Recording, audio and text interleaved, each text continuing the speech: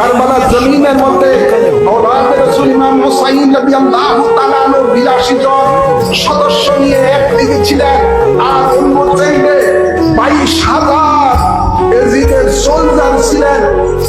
এর মধ্যে আপনার 7,000 হাফেজে কোরআন ছিলেন, 3,000 মুফতি মুহাদ্দিস ছিলেন। কত? 10,000। কত? জোর বলেন না।